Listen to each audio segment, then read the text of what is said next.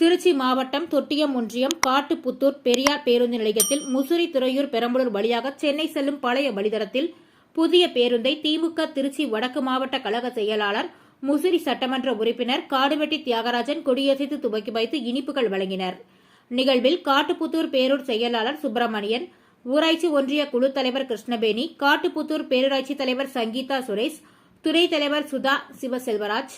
ஒன்றிய பொருளாளர் ரங்கநாதன், துணை செயலாளர் செட்டிகண்டர், மாவட்ட பிரதிநிதி பெரியண்ணன், கவுன்சிலர்கள் மணிவேல், சிவஜோதி, பாலசுப்பிரமணியன், விவசாய அணி துணை அமைப்பாளர் சங்கர் கணேஷ், ஒன்றிய பிரதிநிதி டைலர் பாலு, அண்ணாநகர் ராம்குமார், காந்திநகர் ஆசை தம்பி, நத்தம் குறிஞ்சிநகர் பழனிசாமி மற்றும் கரூர்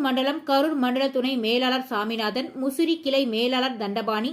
பொறியாளர் மணிவேல் மற்றும் காட்டுப்புத்தூர் பேரூராட்சி வார்டு கழக செயலாளர்கள், மாவட்ட ஒன்றிய நகர நிர்வாகிகள், ஊரக உள்ளாட்சி பிரதிநிதிகள், பொதுமக்கள் ஏராளமாக கலந்து கொண்டனர்.